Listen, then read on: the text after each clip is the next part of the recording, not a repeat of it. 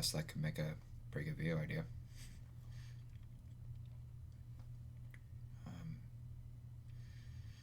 Guess I'll make a good video idea. Let's do it.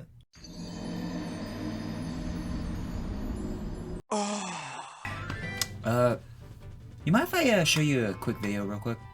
Take a look. Oh, hey dude, what's up?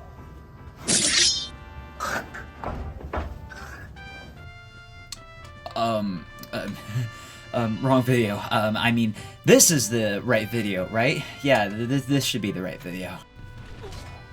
And no, this isn't talking about going to outer space in video games. No, we're talking about death in video games.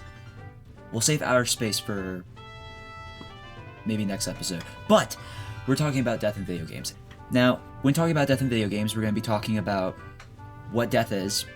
We're going to be talking about how death affects story.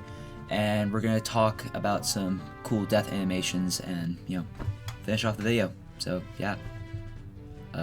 Enjoy. Shout out to CG person Anthony Fariga. So how does death in video games work? Well, you notice your life bar, or your health bar, practically shows the amount of health that you have. When that health bar hits 0, you die. But when you die, you die. And sometimes the game will return you to a game, will turn you over to a game over screen, saying that game over. Sometimes the game will respawn you right away, or sometimes, depending on what difficulty you play on, the game will take you straight back to the title screen. Now, there's usually situations in which practically death is inevitable. Sometimes there are multiple ways to die. You either die from an enemy, you sometimes fall off the map, sometimes death is just inevitable, but sometimes death is by your own misfortune. And, well, sometimes death is either used as a deterrent to basically say you suck, or death is used as a learning experience to tell you, keep trying, you'll get it eventually. If you don't, well then just keep going. So how does death work in video games? Well, in storyline basically. In stories such as The Walking Dead, Last of Us, which basically have sort of linear storytelling in which practically the end result is already determined. Sometimes death just usually happens along the way. Sometimes death just happens, and when it happens, sometimes it shocks us to our core. Sometimes death doesn't even have to adversely affect us in the form that we die, more or less our favorite characters die, and it's our fault when it happens, or it's usually their own fault when it happens. But usually when death ends up happening, it can either be a shock, it can be a joyous experience, or it can be a real tearjerker.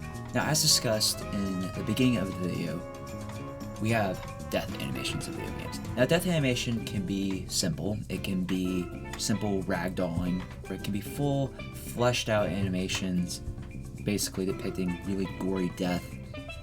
Games like The Last of Us, Resident Evil, Doom 2016. These games have some really vigorous death animations. Hell, even Mortal Kombat has the fatality system, which I can still count as a death system. It's so gory that I have to legit censor it, otherwise I can get fired by my producer. Actually, I don't even have a job. What am I even saying? That is death in video games. And to kind of clarify, just remember, even if you die in a video game, don't give up, because death is only temporary in a video game, and you'll get past it. And if you don't get past it, well, I guess maybe just come back to it tomorrow. Take a break. Get some chips, get some soda or something. Get a drink, get something, and relax for a bit, and then get back into it probably. But yeah, that's it for me.